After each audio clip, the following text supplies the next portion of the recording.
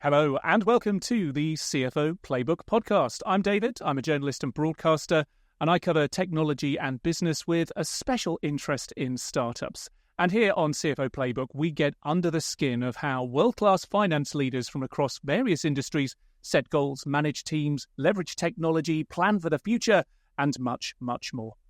In today's episode, we speak with the CFO and COO of a company which has the broadest possible view of what it takes to bring sustainable energy to our homes. We've had it right from the start, but it's a very basic concept, but basically is you maintain concentration limits in your investments. So market, not too heavy into any one single market in case anything changes. Technology, again, you mix it up with offshore wind, onshore wind, solar, battery storage, mix it up in the different markets again. So you have a lot of diversification. And finally, the stage of life. So you have a lot more risks in an early stage development asset that hasn't yet got its planning or its land or its grading. A government policy might change something that would delay or even stop that, versus an operational project that's already up and running. Governments typically don't like to mess with assets that are already up and running because the capital's already in and there would be a backlash. So basically, concentration limits to make sure you're in lots of different markets with lots of different asset classes at lots of different stages. If you're listening to CFO Playbook for the first time, then welcome. Every month, we bring you exclusive interviews and insights from world-class finance leaders. So if you like what you hear today, then make sure you subscribe. Have a listen back through our extensive back catalogue too. And don't be afraid to get in touch, as many of you do. Let us know what or who you'd like us to speak to in the future. Right. On with today's show. This episode of the CFO Playbook is brought to you by Soldo. Thousands of businesses, from small to large corporations, including Mercedes-Benz, Sony, and Get Your Guide, use Soldo to make their business spending simple and efficient. To find out more or to book a demo, visit soldo.com.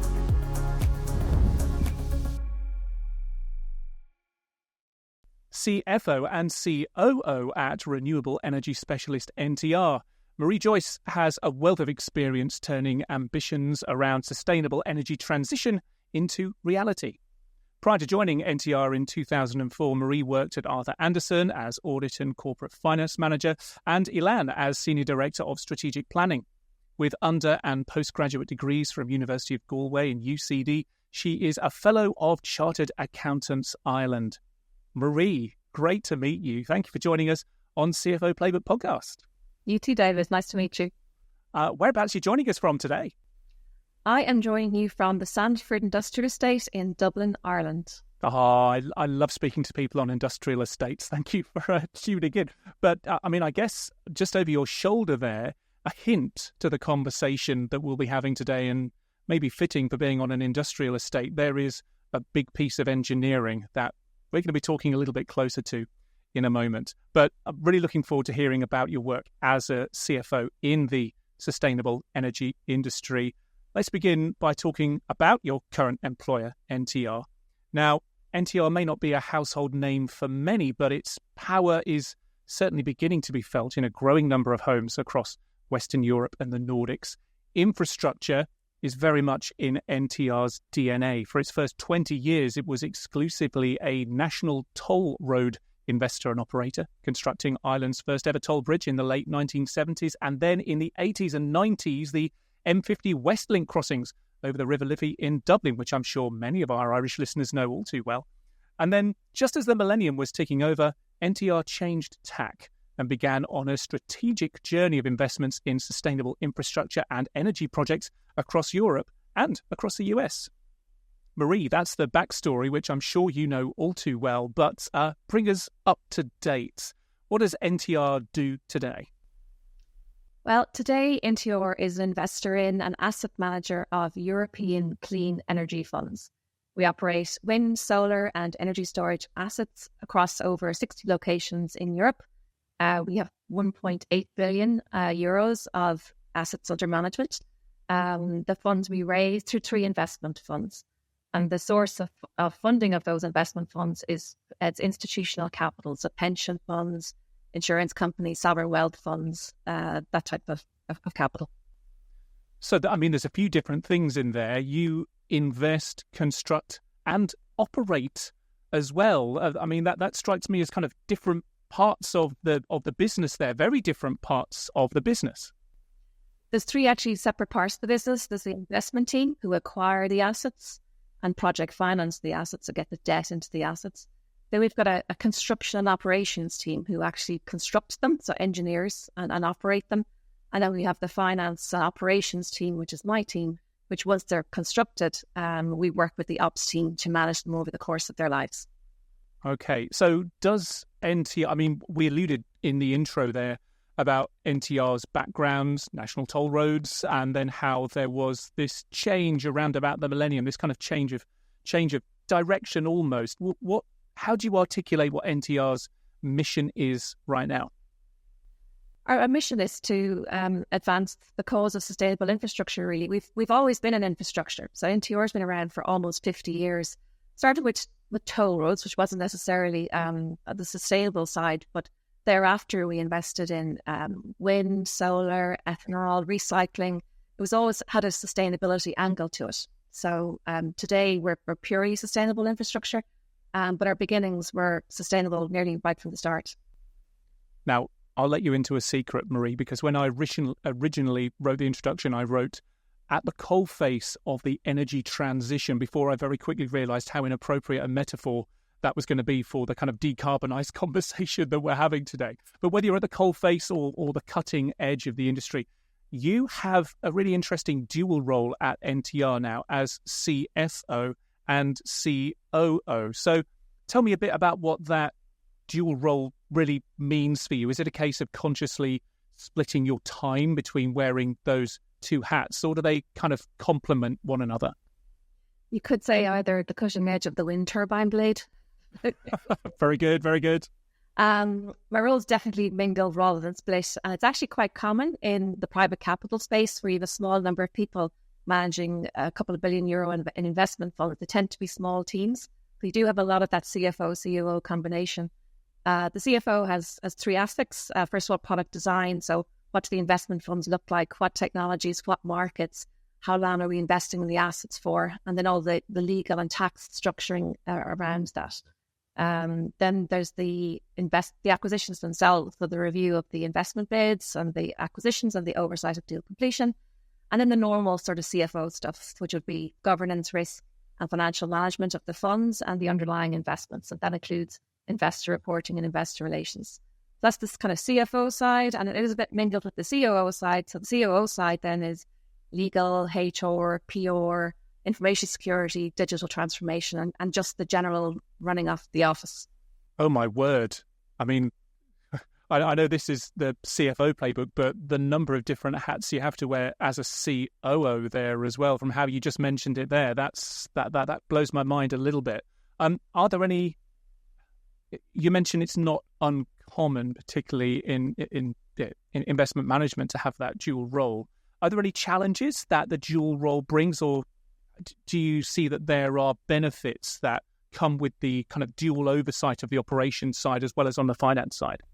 I definitely think more benefits than challenges. Now it is quite broad, and the sheer scale of the number of things that could be bouncing from one hour to the next is quite it's quite deep. I could be negotiating with investors in Italy, start of the day, could review an investment proposition in France.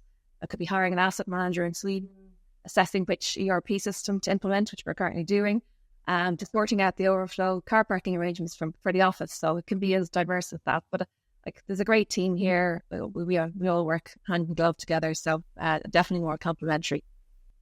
Now, you've been at NTR for a little while, politely, 20 years across various parts of the business. What was your journey going into NTR, and what's been your journey through it to where you are now? Well, my background was in M&A and transformation. So in Anderson, which you mentioned, I did lots of the acquisitions in Ireland at the time. A lot of American companies were coming in and investing in Irish companies. So I did a lot of those, did a lot of IPOs. But I moved to Elan. Elan was a biotech. It was actually Ireland's largest company at the time.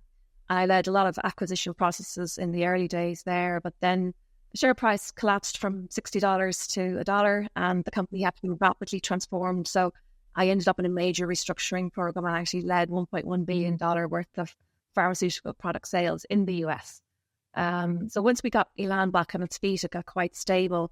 I started looking again for a company that had high growth internationally. I liked the diverseness nature of the different businesses.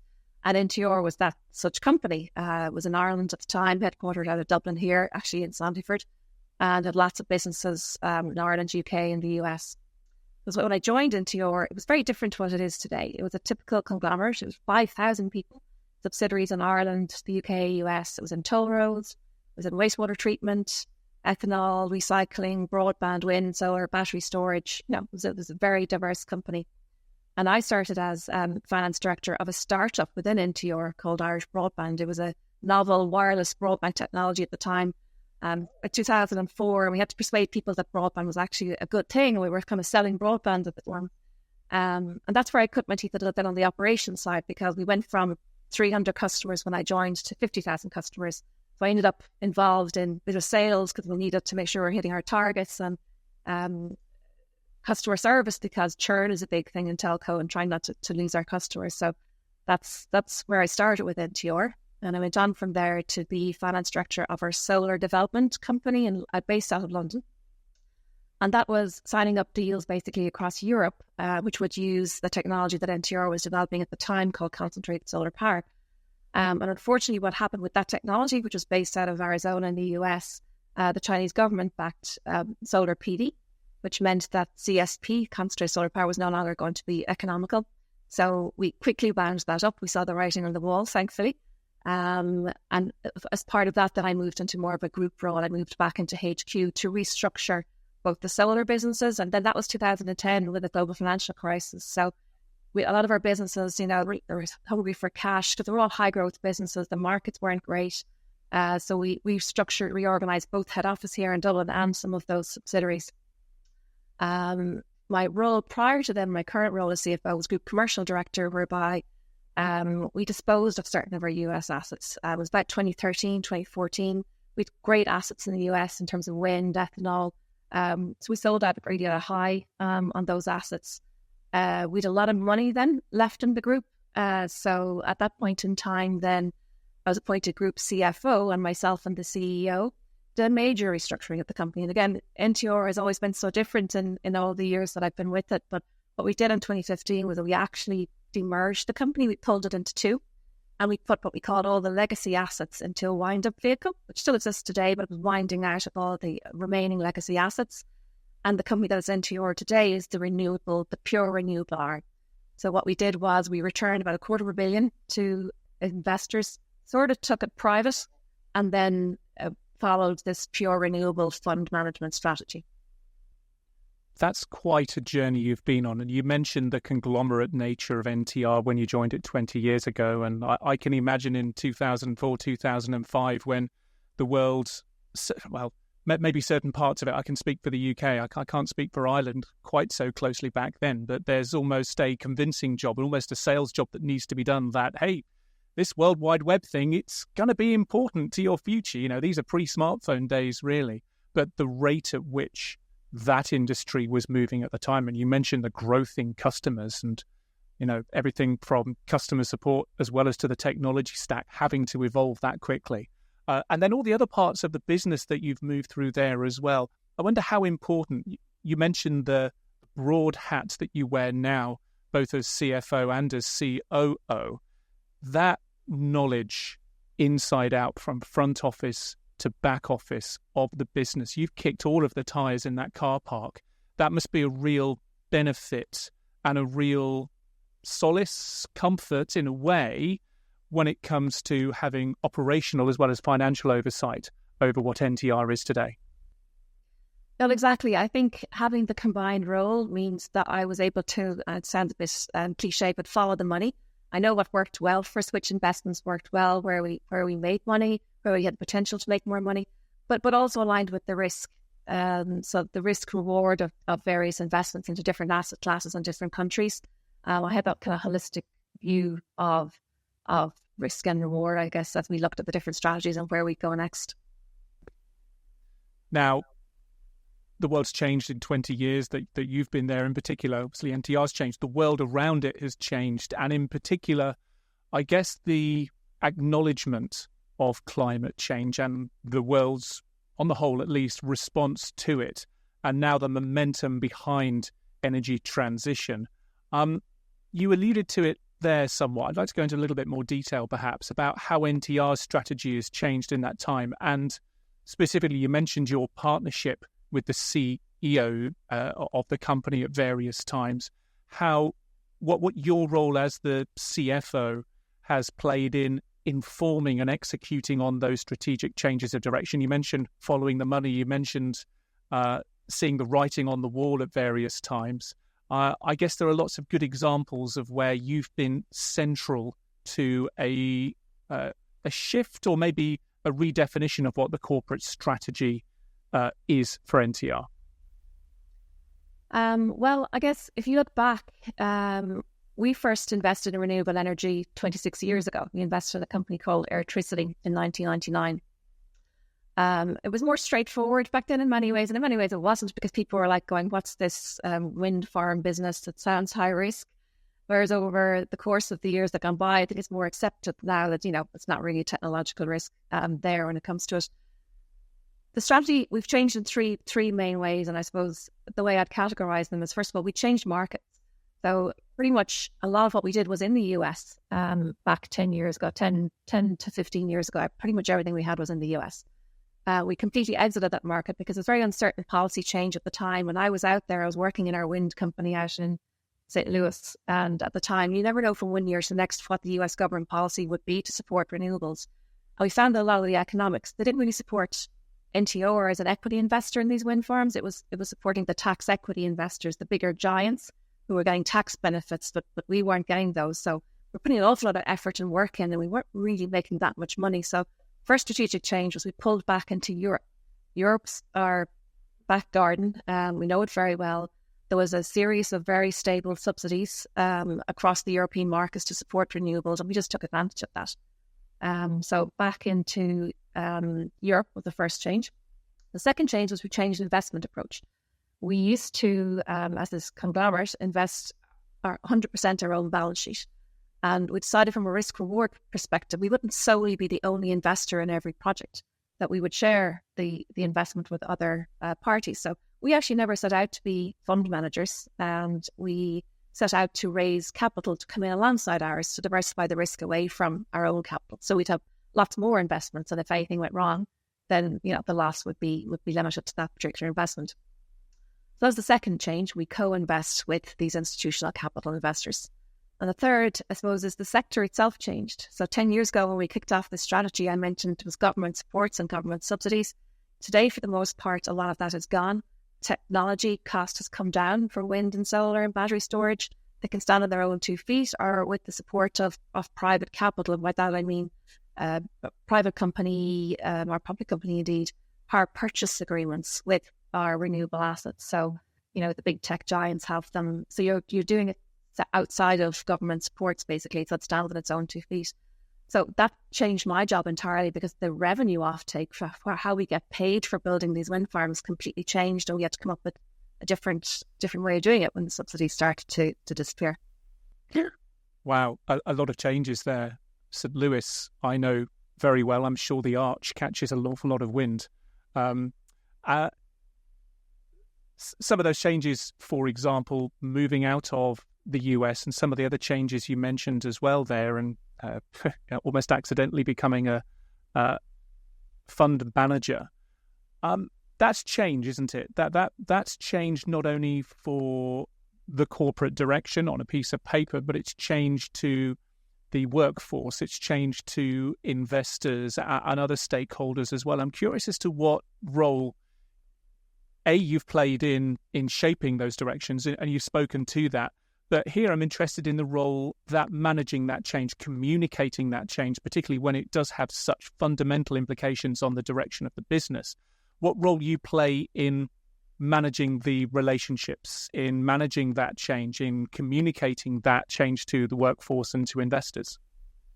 It was an evolution, really, and we grew with it. When we restructured the business, we were down to about 10 people. So we were a very, very small team. Wow. Yeah, I know. We're a very small team, which is why, you learn that being good at doing a bit of everything. Yeah. So in 2015, when we launched that first fund, we were about 10 people. Now we grew since then, but it was a evolution.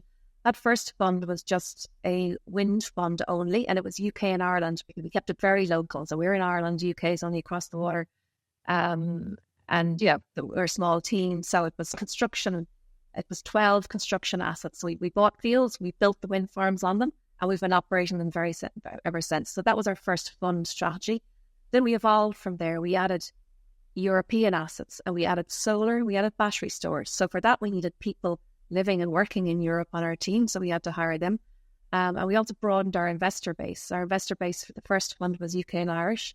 The second fund was a much broader European investor base, attracted by the broader spread of the assets. And then our third fund, similar to our second fund actually, because it worked very well.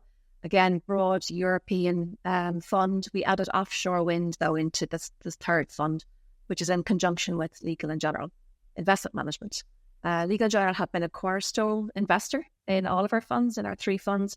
But for the third fund, again, we changed tack and instead of marketing this bigger fund ourselves, we partner it with Legal & General Investment Management, Elgin.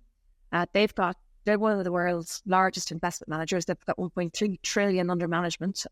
So take advantage of their expertise there. So with regards to managing those three funds, your role as CFO, you mentioned Legal & General Investment Management there as being a huge stakeholder in that third fund. On a kind of day-to-day basis, once the fund is up and running, those first two and now the third one, what does your role in managing those entailing? Is that, I guess, there's ongoing relationships with investors and reporting and so on? Very important to nurture and manage your investors and give them what they want, because their requirements are changing as well, because they've got, there's regulatory sustainability reporting, which is a huge area, which wasn't there when we originally started, but, making sure that they have what they need on everything, not just the sustainability side. There's also the acquisitions. I'm heavily involved on the acquisitions. We've done over 30 acquisitions since 2015. I sit on our management committee, so that's our CEO, myself, our chief investment officer, and our asset management director. So us four review every single proposed acquisition. And, most of them don't make it, but the ones that do are all reviewed by us. My role in that team is on the risk side, commercial side. Does it make sense? The returns, are they good enough to compensate us for the risk of the asset? Then the debt. We've typically leverage about 50% into our investments. So all of that has to be raised in conjunction with the investment team and then managed thereafter. And you report to these banks, mostly European banks, every 6 months. So there's managing the assets, managing the banks, and then finally I was managing the team and building the company. I think one year I calculated I did 35 interviews. And grown from those 10 people originally to over 50 people today. And we're in Ireland, the UK, we're France, Spain, we're in Sweden. We're in a lot of different markets. And with great culture. So fostering the culture and growing the culture and our values of decency, excellence and care. I'm curious, Marie, right at the beginning, I asked you about the company's mission, if you like, NTR's mission. Do you have a mission yourself in how you operate? I mean, you mentioned there about the culture of the organization. Do you go down as far as, okay, so in my role as a CFO or COO, this is my mission, or does it all kind of cascade from what the overall corporate mission is? I think I would have my own personal mission, actually. I think everyone should enjoy what they do. I think life's too short. I like people to be happy in their roles and in their work, feel like they're doing something good, producing great work with very high standards of excellence here in NTR. I've always promoted it right back from my Anderson's days. Exceed expectations every day was our motto back in Anderson. So I think, do good work for a good. I mean, we're fortunate that we work in the sector that we work in, and that our mission is climate change. Couldn't be a more worthy mission or better place to work in the times that we live in. I think that's a mission I could get behind as well. You mentioned a moment ago about the changing landscape with regards to funding, government support. Something I just want to delve into a little bit. In the UK, where I'm based, in 2023, the government offshore wind auctions that had a lot of coverage over the years, it saw 0 bids tabled, and work also stalled on quite a big project off of the Norfolk coasts with spiralling costs cited as the reason behind that. And again, there are lots of reasons for why the costs were spiraling that we know all too well. I'm just wondering what your take is on the broader picture regarding the appetite for investment in energy transition projects, not only in the UK, but you mentioned the number of different markets across Western Europe, across the Nordics that you operate in there as well. What is your view on how hungry investors are to invest in this area right now, given, I don't know, assessments of risk and so on? It's very positive. I mean, you're right, that auction round 5 was very disappointing for the UK offshore wind, or the UK government. But the strike price was £44. It was too low to build anything with the rising costs. There's been another auction since then, auction round 6, and the strike price there has gone up 66% to £73. Results are due in September, but that should have a far more positive outcome. On top of that, Keir Starmer's new Labour government is boosting the support for offshore wind. He's added another £500 million, bringing the total budget for offshore wind up to £1.5 billion recently. And for onshore wind, the government have recently effectively removed, in July, I think it was, the de facto offshore wind ban, and they're looking to double the amount of onshore wind between now and 2030. So that's enormous. The Vattenfall project that you mentioned that stalled was actually sold to RWE, and that has just recommenced construction. Wider European view, looking at the other markets, Germany and the Netherlands have recently both issued results at their latest offshore wind auction, and that they awarded a combined, I think it was over 6 gigawatts between Germany and the Netherlands. To put that in context, the European market today has 19 gigawatts. So it was 6.5 on top of the 19 that currently exists today. So that's a step change once that all gets built out. In France, there's been recent onshore wind auctions that awarded nearly 1 gig of capacity. And that was oversubscribed. There was 1.8 gig of proposals submitted. They're launching 2 more offshore wind auctions in 2024. So look, I could keep going market by market. Generally, despite all the macroeconomic, geopolitical, we've had huge supply chain issues as well in the last 2 years. But the global investments into renewables in 2023, it totaled $1.8 trillion. That was a 17% increase on the prior year, 2022. And that needs to get to $4.5 trillion a year by the early 2020s to meet the Paris Agreement 2050 zero target. That's really interesting to hear. And obviously, I'm based in the UK, so I've got a bit of a view there. It's interesting to hear what the view is like around other parts of Europe as well. And that all sounds very positive. In terms of investment, in terms of funding, you mentioned how certain government subsidies have maybe fallen off over the last few years, given that the role of private investment, there's been a lot more optimism there.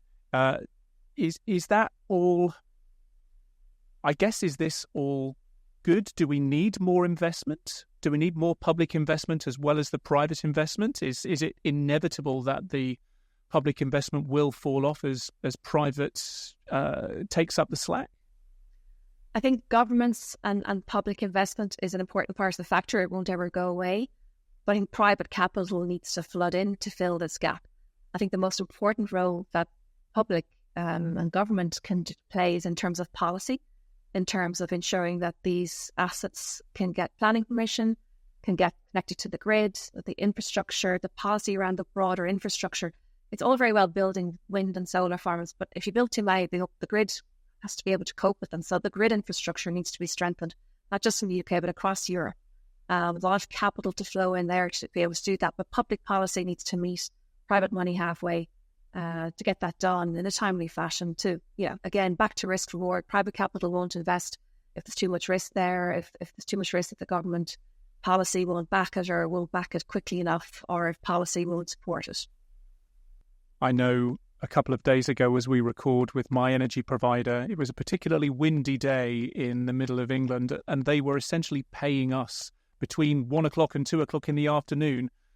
Please turn on all your devices, charge your car, turn on the tumble dryer. We won't charge you any more than your average usage for that hour slot, because hey, I think there's a lot of, from the consumer point of view, and I'm sure from the infrastructure point of view, we're starting to see more innovation in actual products now, which I think is engaging members of the public, those of us who don't work in the industry. It's engaging us in ways we've never really been engaged in before, which I find particularly exciting.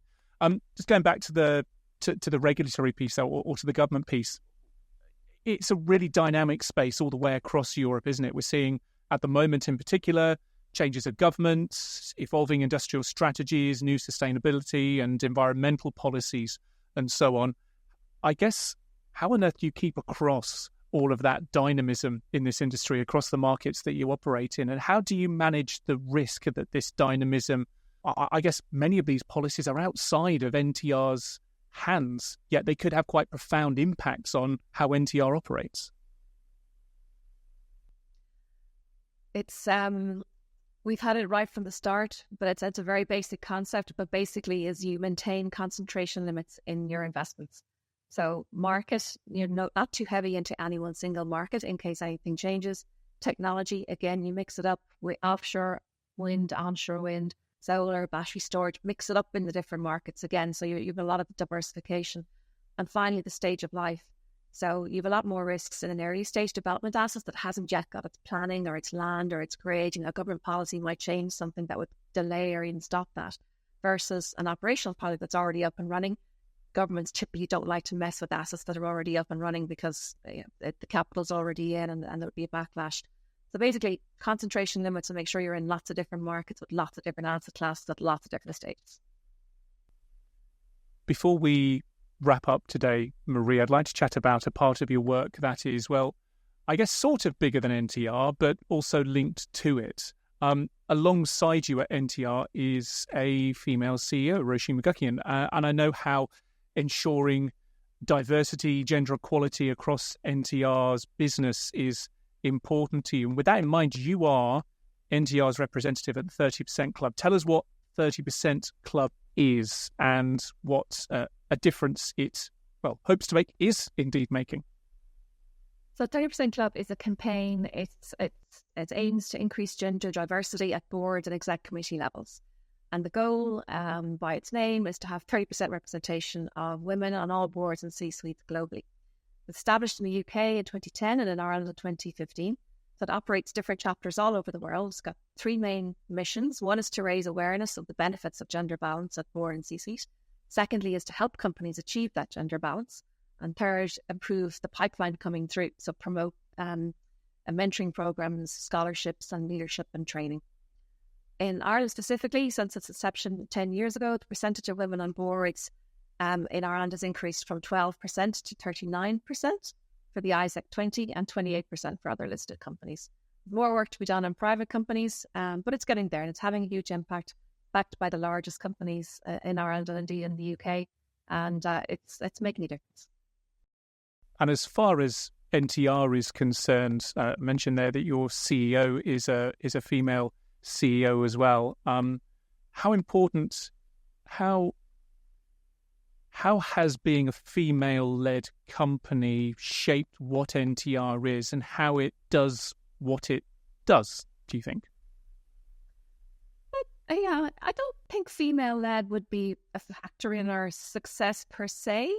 I don't, and same with Roisin, I don't think we kind of go, we're female-led. We just sort of get on with it. When we started in NTR 20 years ago, it was very much an engineering company, so it was quite male. But again, there's always been a very open culture here. Our major shareholder, our former chairman would say, he's got a family of 4 and 2 are male and 2 are female. So he's always liked to have a balance in the company as well. So culture really comes back as far as the shareholder, but it's not to, overbalance one way versus the other.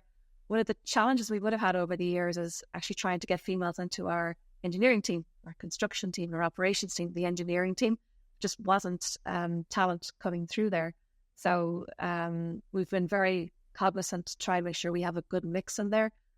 You do get a very different perspective from females on the team, particularly in that sort of male-dominated engineering world. And we've had, we've a couple of female leaders coming through on the mid-level side as well, which is great to see. How about from the finance position point of view? Do you feel as though there's a healthy pipeline, and what kind of stuff can you do to ensure that pipeline continues to, say, ensure diversity? I do. Across the company, not just the finance team, we're very open in terms of, people need to leave to attend nativity plays or pick up their kids. We're quite flexible in terms of how we manage time and our day. Since COVID, we've moved to a 3-day in the office week and 2 days at home, which I think has been beneficial as well, with a view to retaining particularly new parents of either male or female, actually, because there can be a lot of pressure on it. We've introduced paternity leave, paid paternity leave, or more recently we introduced fertility leave actually as well. So we always like to think we're thinking one step ahead to make sure that we're the type of place people like to work. And people do stick with us. I mean, I'm here over 20 years. I'm not the only one. And there's other people in the company that have a very long tenure here. I feel we're a nice and a place to grow professionally as well as personally. Finally, Marie, a question that we ask every guest on CFO Playbook. What does liberating finance mean to them? And by liberating finance, how might it help us all to accomplish more? So, what does liberate finance mean to you, Marie? Well, I think bringing it back to the funding gap that I mentioned, the trillions of funding gap to meet our 2030 and 2050 climate targets. There's a new type of investment structure called an LTAF or an LTIF. That means long-term asset or investment fund. They're about to liberate a whole new source of finance to liberate not only the energy transition in the my space, but also other non-traditional investments and disruptive areas like fintech, life sciences, artificial intelligence. What they do is they allow retail investors, the man on the street, via their defined contribution pension schemes, access to illiquid or long-term private market investments like renewables. Traditionally, that's a kind of an illiquid asset class. Once your money goes in, it's in for 20 or 30 years, and they're only available to institutional investors due to their complexity, their size, their long-term nature. But the new structures, these LTAFs, they can give access to defined, and they manage the liquidity for those investors. So those private then investors, they're investing in these long-term assets in their portfolio. They get better diversification than they would if they were just in the public markets, reduces volatility. They know that they're investing in climate change, and they can make very good returns. And for us, for NTR and companies like us, it means we have a source of fresh new capital. So these are new structures, but they're rapidly gaining momentum. It will liberate a whole new source of finance, we hope, for my sector, and address the huge gap that exists between the current finance flows and the estimates and sums that are needed to achieve net zero by 2050. That certainly would be liberating finance, and like you say, it would enable you and other companies like you to do more, accomplish more, and, well, maybe the investors themselves might be able to accomplish more as well. Thank you so much for bringing that to our attention, and thank you so much for your insights today on your role in this, what is a fascinating space. Marie Joyce, thank you so much for joining us on CFO Playbook podcast. Thanks, David.